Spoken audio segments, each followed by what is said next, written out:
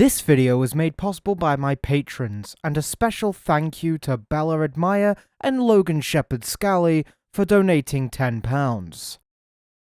Good morning, ladies, gentlemen, everything in between, and some things that don't quite fit that bracket, and welcome back to the Koto and Spacey Game of the Year Awards. Now it's 2022 and the world hasn't got any better. This year I'm changing the rules a bit, just a little bit. I am allowing AAA games, but only from studios that I know to be fairly reputable and not engage in unethical practices such as crunch time, but the list will still be a majority indie affair. But without further ado, I want to go on to the first award. First up this year is a fairly negative award, unfortunately. It is the biggest disappointment award. This award goes to the game that genuinely made me feel bad that it was in such a bad state or it didn't live up to its potential. Now, for this award and this award only, I have an honorable mention, and that is Stray. Now, Stray would have won this award because when I went into Stray, I was expecting a game that told a story not through dialogue, but through how the main character, which is a cat, animates and reacts in cutscenes or in just general gameplay, who they show affection to, who they don't, all that kind of good stuff. And for the first little bit of the game, you do get that. Then they introduce a robot, which you could argue is essentially now what you're playing as that robot now has conversations, allows you to ask questions to the other robot NPCs, etc, and tells you about the world, whereas I was expecting to go through the world, dynamically discovering it via little hints and things like that, and maybe some dialogue thrown in there that I couldn't respond to because I'm a fucking cat, but instead they just introduced a drone and ruined it. And that really disappointed me because I thought that the game had rather a lot of potential. But instead, the award this year goes to the Persona 5 Royal PC port, because of course it does! The game doesn't even hit 60! Persona 5 is an amazing game, filled with amazing characters, great concepts, kind of boring gameplay, but that thing that I like, that juxtaposition that I talk about sometimes, a lot of the time, where whenever I get bored of the main gameplay loop of combat, I can instead go to fucking school or hang out with my friends. It genuinely feels good. The character motivations are good. You know, there's all of that good stuff. And yes, I know the original came out in 2016 or something stupid like that, but I'm talking about the PC port in general because it did re-release if you want to get fucking technical. I was going to give this the best port award, but I couldn't be asked. I was going to actually give it the worst port award, but when it works, when you're in Palaces or in Mementos, it works well, it runs at 60, it's fairly good, but the minute there's more than 4 character models on the fucking screen, the game just chugs. And I think it's because of Denuvo's built-in DRM, you know, the always online shit.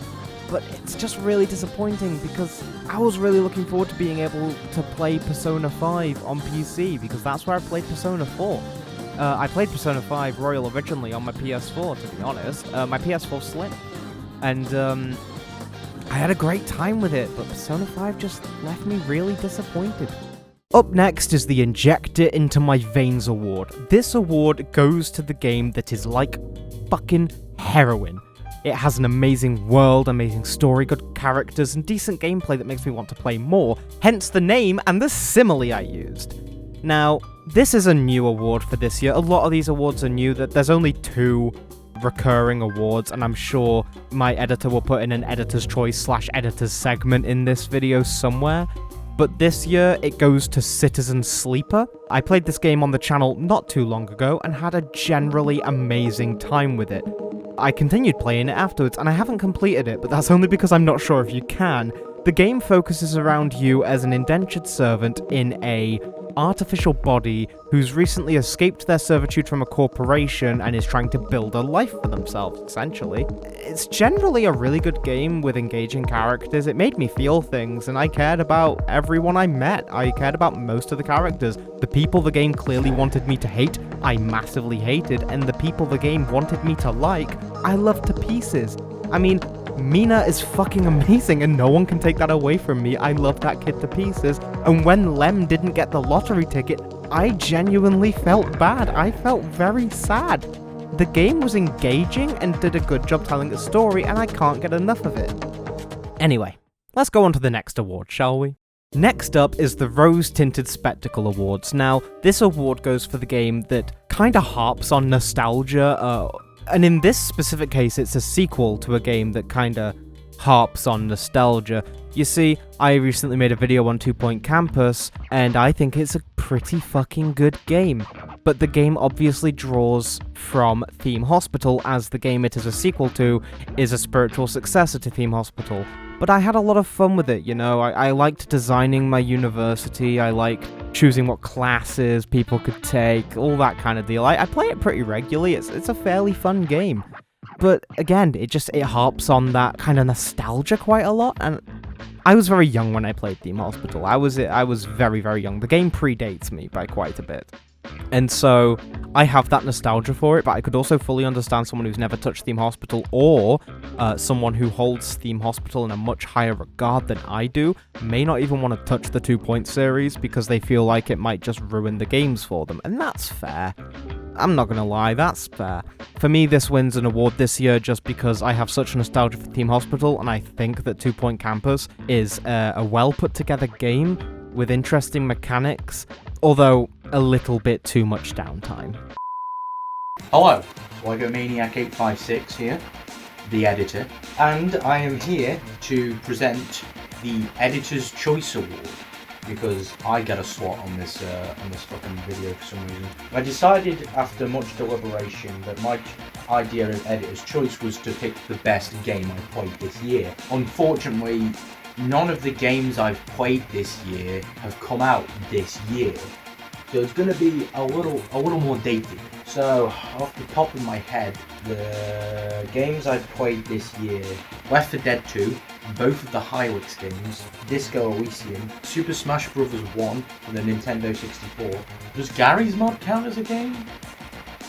Yeah, I'll throw it in. I think that's it. From the short list of those games, I'd have to say that my favourite is Disco Elysium. It's heavily inspired by old games like Planescape Torment, Baldur's Gate, and the like 90s Black Isle like Western RPG with an isometric sort of view. Except it's made by Estonian communist musicians, players an amnesiac detective. It's very unusual. The game has no combat system, which is good, because one of the weaknesses I've always found in that style of RPG is that the combat tends to be slow, clunky, and generally irritating. Everything's handled through the dialogue windows. It's very interesting. There's a lot of choices that are covered by the dialogue. You know, all the checks are done via your skills. They manifest as voices in your head that they give you advice and tell you to do things. You're in like the equivalent of France or something. A lot of the characters have like French accents, and it's very good. Oh yeah, but you can actually develop political ideologies. There's like 4 main ones. Communism, that's what my choices led me to, which is rather appropriate because it matches my real affiliations. Moralism, it's kind of like a mixture of like kind of modern day Christianity and like liberalism, with more of an emphasis on the liberalism. It's very funny. Even though my main choices went with communism, my character still had a bit of a moralist streak in him, which I guess matches my sort of knack for incrementalism. There's also fascism. Funnily enough, the main guy who you learn about fascism and stuff from is actually Measurehead, a black supremacist who is like one of the funniest characters in the game. Him telling you about like all this weird like phrenology, human biodiversity nonsense, and it's like really funny. And he's also like really buff as well. Ultra-liberalism, which is like, sort of a hyper-capitalist like libertarian thing. You literally like start like tracking your net worth and like dabbling in the stock market. It's hilarious. If you like reading, if you like funny story, if you like games that are very political, I'd go for it. Great. The next award is one that is returning from last year. It is the New Kid on the Block award. This award goes to the new roguelike/roguelite that I generally enjoyed. Last year it was taken by Loop Hero, which is a generally phenomenal game, but this year it's taken by Rogue Legacy 2. Now, I think everyone saw this coming. It might be the only roguelike I've actually put on my channel this year, apart from maybe Deck of Ashes, if that counts. But Rogue Legacy 2 is just an amazing game. It's that kind of sequel where it removes the need for you to play the original, as Yahtzee said. It centers around the idea of you trying to kill all the big bosses around this castle/lands that maybe you own, maybe your ancestors owned, in order to unlock the throne room and lift the curse from your descendants. Every run you play as a descendant, and every time you die you then have 3 to pick from a variety of classes that you unlock by upgrading your main castle with the money you earned from your last run, upgrading your estate as it were. Along the way, you'll meet many characters who do many different things, allow you to permanently unlock teleporters on areas so that you can instantly go there, so you don't have to trudge through the first area to get to the second, etc, etc. There's a lot of interesting enemy design. It's fucking rock hard. I'm having so much trouble with it. The classes are unique and varied, and on top of that, every single descendant starts with random traits. For example, I've had traits where they're old-fashioned and therefore the entire thing is covered in this old filmy grain style that I really enjoyed, or 8-bit where everything was in pixel art I believe the original was.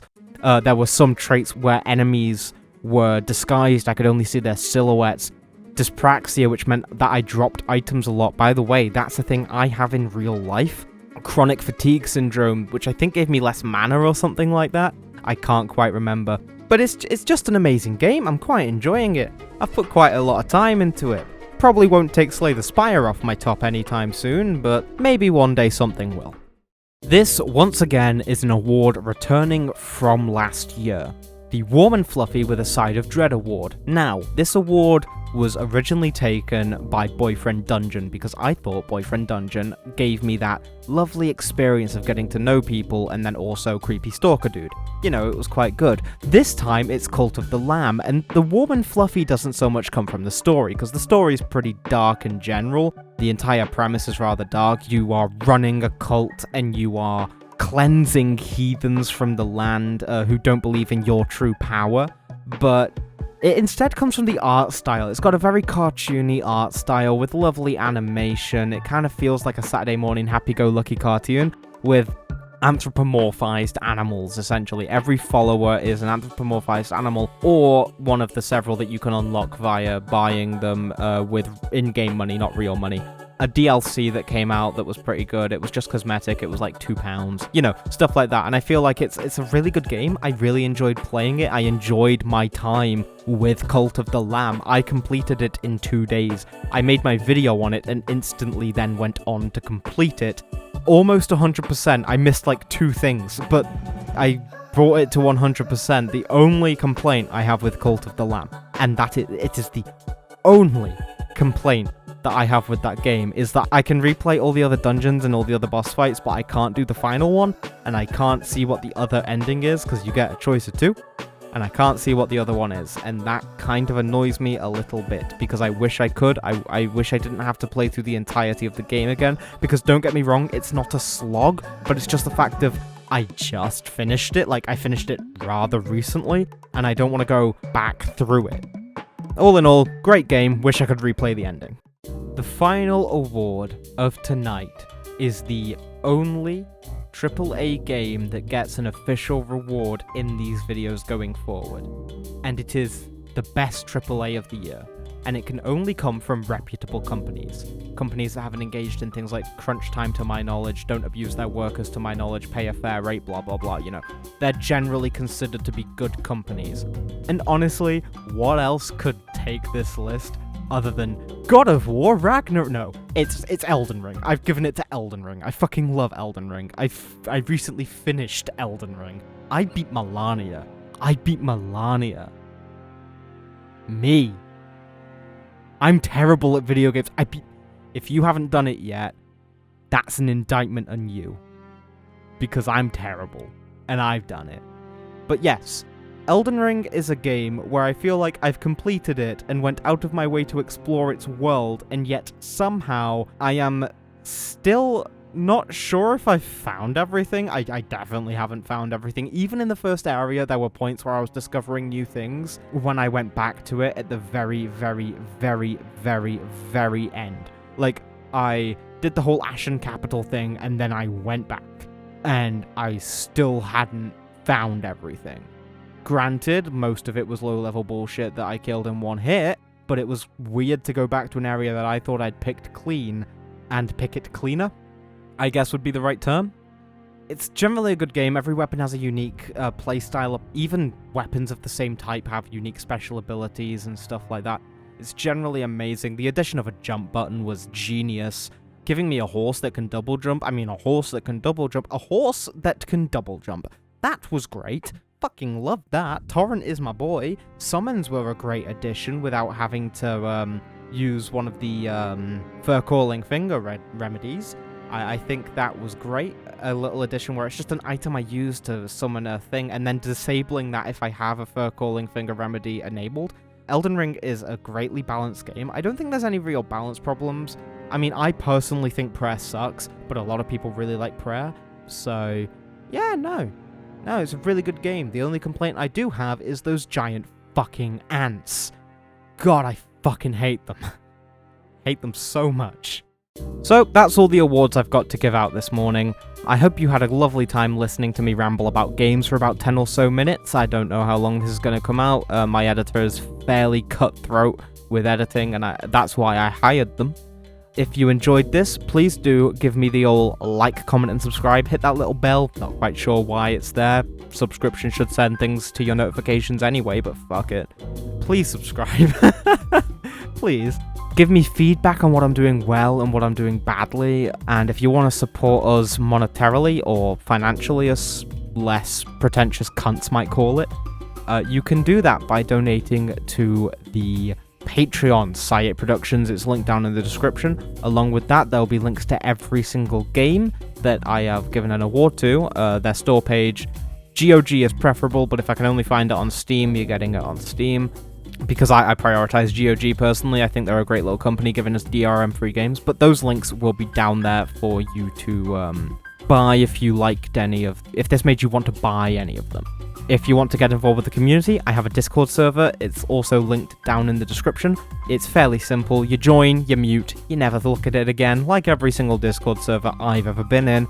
If you want to get more involved with me, then you can follow me on Twitter, and I also have a Wattpad where I'm writing a sci-fi thing. Chapter 1 is available to read now while I write the rest. That's the entirety of Chapter 1, and hopefully by the time this goes out, although I feel like I'm tempting fate here, I might have even finished the fucking glossary, so that you can read what the terms mean if you're not as familiar with sci-fi as me. But no matter what you decide to do with all of that information, I have been Koto, and this has been the Koto and Spacey Game of the Year Awards 2022. I hope you have a lovely, lovely rest of your day. Bye-bye.